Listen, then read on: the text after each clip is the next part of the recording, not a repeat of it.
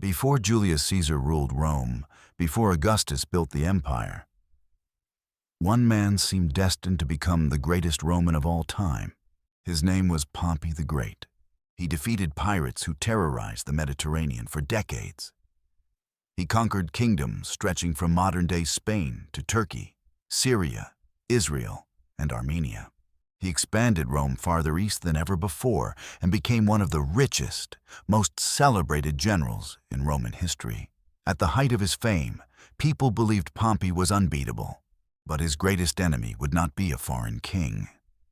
It would be another Roman named Julius Caesar. This is the story of the rise and fall of Pompey the Great. Pompey was born on September 29, 106 BC, in Picenum, Italy. His full name was Gnaeus Pompeius Magnus. His father was a famous Roman commander who earned wealth and influence through military victories. Growing up, Pompey learned riding, sword fighting, military tactics, and leadership. Unlike many Roman nobles who preferred politics, Pompey loved military life. When his father died in 87 BC during a civil war, Pompey inherited not only wealth, but also loyal soldiers. He was only in his early 20s. Most young Romans were just beginning their careers. Pompey already commanded an army. Rome was consumed by civil war between supporters of Lucius Cornelius Sulla and his rivals. Pompey decided to support Sulla. Using his family's influence, he recruited 3 complete legions from Picenum without official permission. Impressed by the young commander's confidence and ability, Sulla welcomed him. Pompey quickly crushed enemy forces in Sicily and Africa. His victories were so impressive that Sulla gave him a nickname. He called him Magnus, meaning the Great. It was a title usually reserved for legendary conquerors like Alexander the Great. Pompey proudly adopted it. Not long afterward, Rome faced another crisis. The rebel general Quintus Sertorius had created an independent Roman government in Spain. For years, Roman armies failed to defeat him. Pompey was sent west with a massive army. The campaign lasted nearly 6 years. Sertorius was a brilliant commander who used guerrilla warfare, ambushes, and local support to frustrate Pompey. Although Sertorius was eventually assassinated by his own officers, Pompey defeated the remaining rebels. Pompey restored Roman control over Spain. His reputation continued to grow. While Pompey fought in Spain, a new threat emerged. Pirates ruled the Mediterranean Sea. These were not ordinary thieves.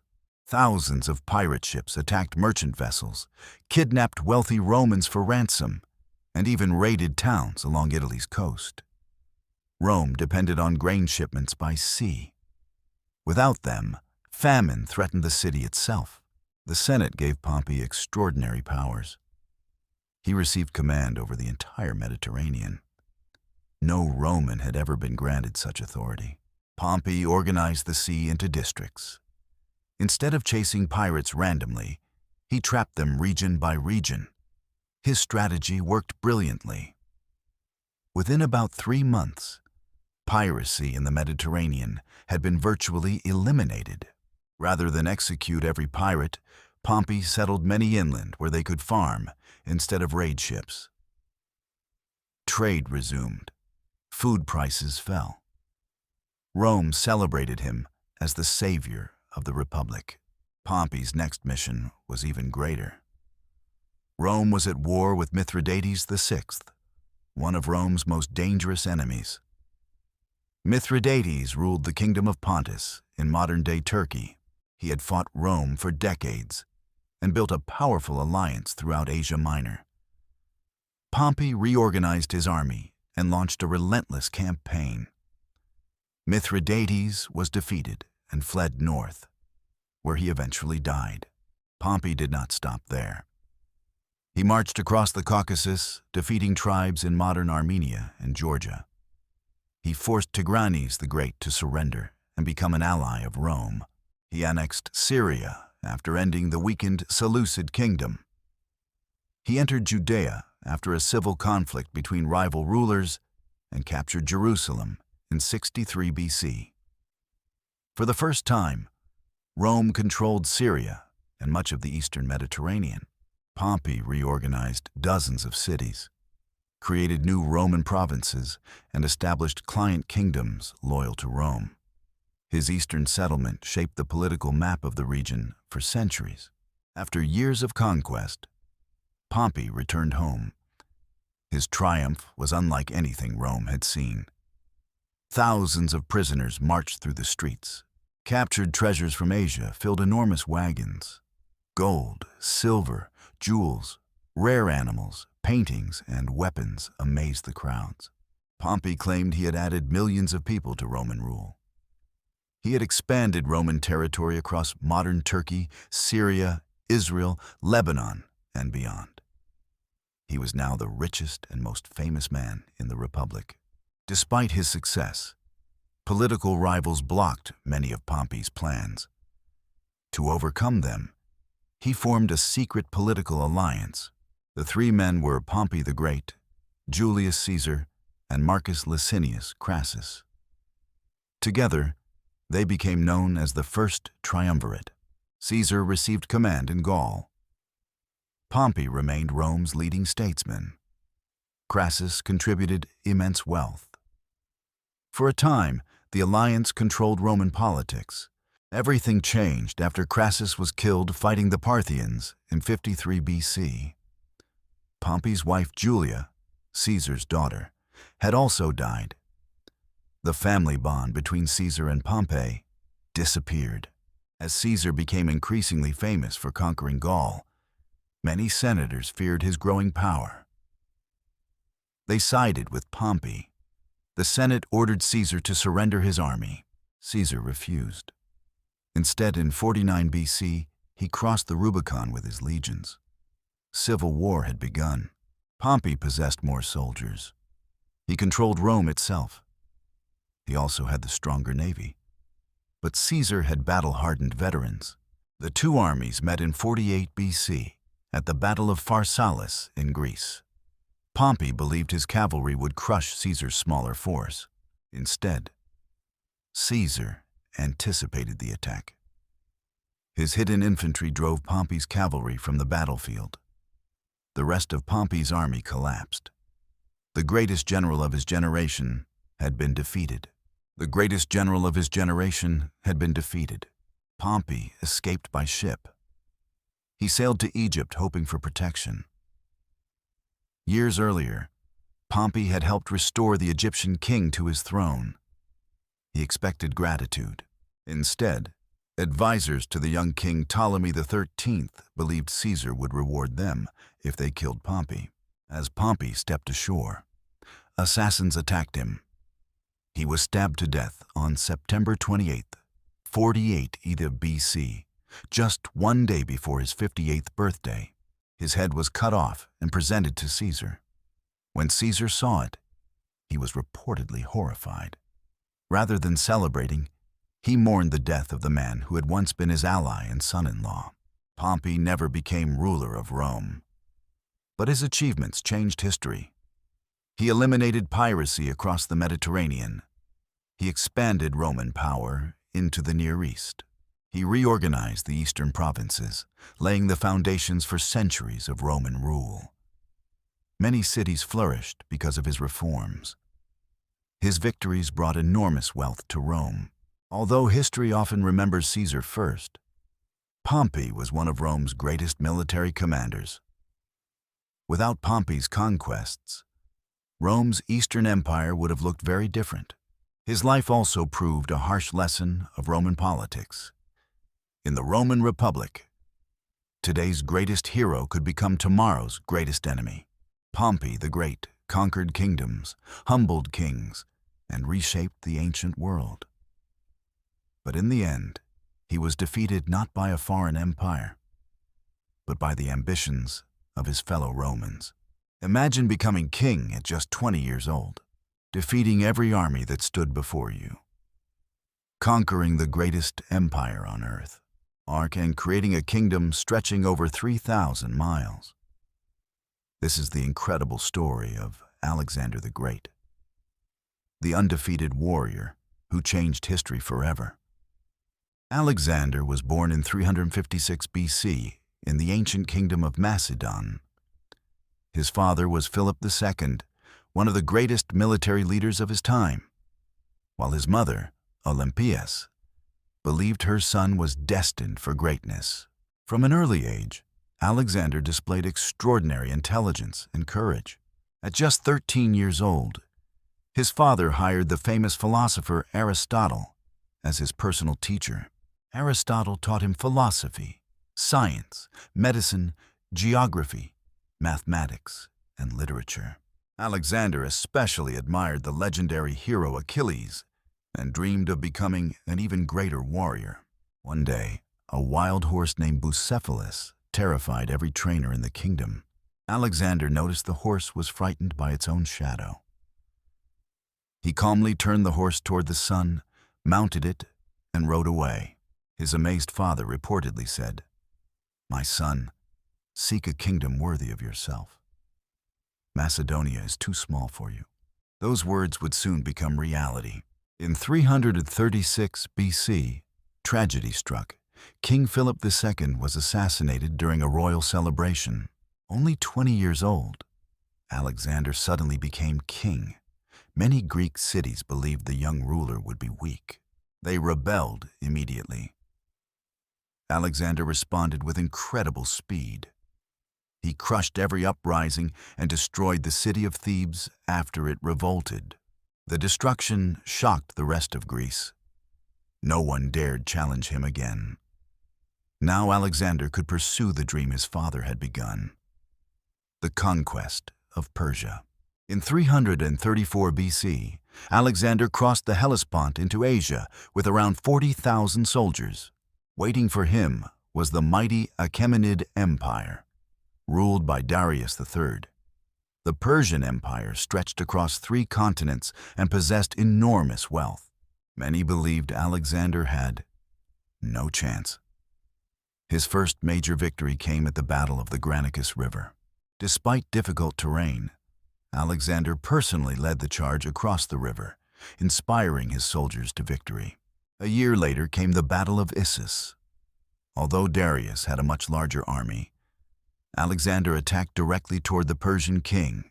When Darius fled the battlefield, his entire army collapsed into chaos. Alexander captured Darius's family, but treated them with respect, earning admiration across the region. Alexander continued south, laying siege to the heavily fortified island city of Tyre. The city seemed impossible to capture.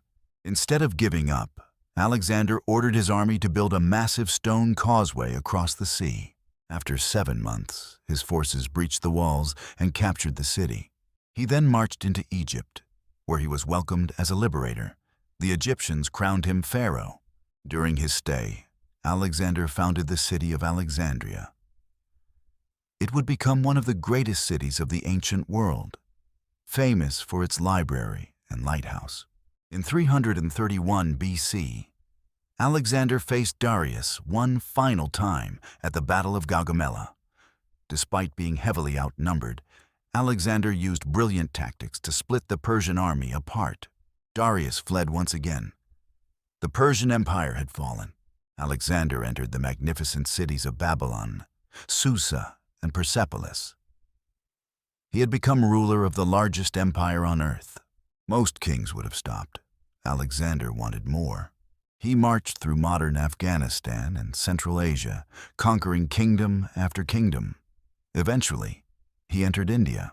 There he faced one of his toughest opponents, King Porus, at the Battle of the Hydaspes River. War elephants charged Alexander's army. The fighting was fierce. Alexander won the battle, but was deeply impressed by Porus's bravery. When asked how he wished to be treated, Porus famously replied, "Like a king." Alexander respected his courage and allowed him to continue ruling his kingdom. Alexander wanted to march even farther east. He dreamed of reaching the end of the world. But after nearly 10 years of constant warfare, His exhausted soldiers refused. They had marched thousands of miles. Many had not seen their families for over a decade. Despite his disappointment, Alexander finally agreed to turn back. His greatest conquest had reached its limit, not because he was defeated, but because his army could go no farther.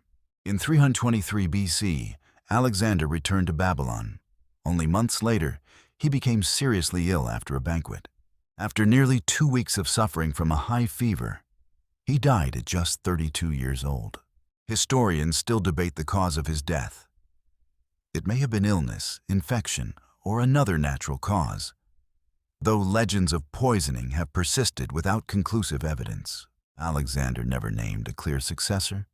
Soon after his death, his generals divided the empire among themselves. Although his empire fragmented, his influence never disappeared. Greek culture spread across Europe, Africa, and Asia during the Hellenistic Age, shaping art, science, architecture, philosophy, and language for centuries. More than 2,300 years later, Alexander the Great remains one of history's greatest military commanders. He never lost a single battle. His name became a legend. Was Alexander the greatest conqueror in history? Or did his endless ambition ultimately cost him everything? Let us know your thoughts. And don't forget to subscribe for more incredible stories from history. At the end of the 18th century, Europe was in chaos. Kings feared revolution. Armies marched across borders. Empires fought for survival. Out of this turmoil emerged one extraordinary man. A young artillery officer from a small Mediterranean island who would change history forever. His name was Napoleon Bonaparte. Within just a few years, he transformed himself from an unknown soldier into Emperor of France, conquering much of Europe, defeating history's greatest armies, rewriting laws, and inspiring millions. Yet, his unstoppable ambition eventually led him into disastrous wars that destroyed the very empire he had spent 2 decades building. Napoleon was born on August 15, 1769, on the island of Corsica, shortly after France had taken control of it. His family belonged to the minor nobility, but had very little wealth. As a child, Napoleon spoke with a strong Corsican accent and was often mocked by wealthier students when he attended military school in mainland France. Rather than letting the bullying defeat him, Napoleon became obsessed with studying. He read books on mathematics, history, geography, and especially the lives of great conquerors like Alexander the Great and Julius Caesar. He dreamed that one day history would remember his name alongside theirs. And at only 16 years old, Napoleon graduated as an artillery officer in the French army. In 1789, the French Revolution exploded. The monarchy collapsed. Thousands of nobles were executed. Europe's kings feared that revolution would spread across the continent. France soon found itself surrounded by enemies. But this chaos gave ambitious young officers the chance to rise quickly. Napoleon proved himself brilliant in battle. At the siege of Toulon in 1793, he used his artillery so effectively that the British fleet was forced to withdraw. Overnight, he became a national hero. At just 26 years old, Napoleon was given command of the French army of Italy. His soldiers were starving, poorly equipped, and badly paid. Napoleon addressed them with unforgettable words. "Soldiers, you are hungry and naked. I will lead you into the richest plains in the world." The army believed him. Over the next year, Napoleon defeated one Austrian army after another, attacking larger forces before they could unite. His speed shocked all of Europe. Within months, Austria was forced to sue for peace. Napoleon became the greatest general in France. In 1798, Napoleon launched an invasion of Egypt. His goal was to weaken Britain's trade routes to India. Although Napoleon won spectacular victories, including the famous Battle of the Pyramids, the British Navy under Horatio Nelson destroyed the French fleet at the Battle of the Nile. Napoleon found himself stranded. Yet instead of returning home, Napoleon brought scientists, engineers, and scholars to study Egypt. During this expedition, French soldiers discovered the Rosetta Stone, which later allowed historians to decipher ancient Egyptian hieroglyphs. Back in France, politicians fought among themselves while the economy struggled. In 1799, Napoleon secretly returned to France and led a bloodless coup. Soon afterward, Napoleon became first consul, the most powerful man in France. He reorganized government, improved education, strengthened the economy, created the Bank of France, and introduced the famous Napoleonic Code. Many countries still base parts of their legal systems on these laws today. In 1804, Napoleon decided that being first consul was not enough. He crowned himself Emperor of the French. During the ceremony inside Notre Dame de Paris, he famously took the crown from the Pope's hands and placed it on his own head. The message was clear. No one, not even the Church, had given him power. He had earned it himself. From 1805 onward, Napoleon's empire expanded at astonishing speed. One coalition after another tried to stop him: Austria, Russia, Prussia, Britain, each believing they could defeat France, each underestimating Napoleon. At the Battle of Austerlitz, often called his greatest victory, Napoleon crushed the combined armies of Austria and Russia. His tactical brilliance became legendary. Soon, France controlled much of Europe, from Spain to Poland. Kings were removed from their thrones. Napoleon placed his brothers and loyal allies in charge of conquered nations. For a moment, it seemed unstoppable, but only Britain refused to surrender. The British Navy ruled the seas. In 1805, Admiral Horatio Nelson defeated the French and Spanish fleets at the Battle of Trafalgar, ending Napoleon's dream of invading Britain. Unable to defeat Britain militarily, Napoleon attempted economic warfare. He created the continental system, banning European nations from trading with Britain. But instead of destroying Britain, the blockade damaged European economies and created deep resentment against French rule. In 1812, Napoleon made the greatest mistake of his life. Russia ignored the continental system. Napoleon responded by invading with over 600,000 soldiers, one of the largest armies ever assembled. The Russians avoided major battles. Instead, they retreated, burning crops, villages, and supplies as they went. When Napoleon finally reached Moscow, the city had been abandoned. Then it caught fire. With winter approaching and no food available, Napoleon ordered a retreat. It became one of history's greatest military disasters. Freezing temperatures, starvation, disease, and constant Russian attacks destroyed the Grand Army. Only a fraction of his soldiers returned home. The myth of Napoleon's invincibility had ended. After the Russian disaster, Napoleon's enemies sensed weakness. Britain, Russia, Prussia, Austria, Sweden, the Netherlands, and several German states all joined forces against him. Despite winning several remarkable battles, Napoleon no longer had enough experienced soldiers. In 1814, Allied armies entered Paris. Napoleon abdicated. He was exiled to the Mediterranean island of Elba. Many believed his story was over. They were wrong. Less than a year later, Napoleon escaped. He landed in France with only a small group of followers. As royal troops marched to arrest him, Napoleon walked toward them alone. He declared, "If any of you wishes to kill your emperor, here I am."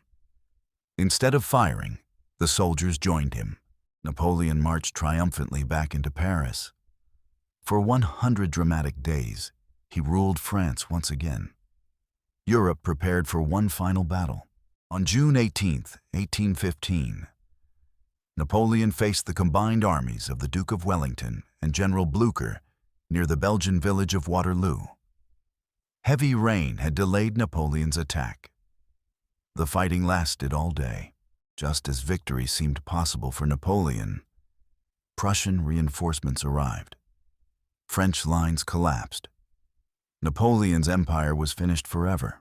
This time, there would be no escape. Napoleon was sent to the remote Atlantic island of St. Helena, thousands of miles from Europe. There, he spent his final years dictating his memoirs and reflecting on his extraordinary life. On May 5, 1821, Napoleon died at the age of 51. His last reported words included, France, Army, Head of the Army, Josephine. Napoleon conquered most of continental Europe and built an empire stretching from Madrid to Moscow.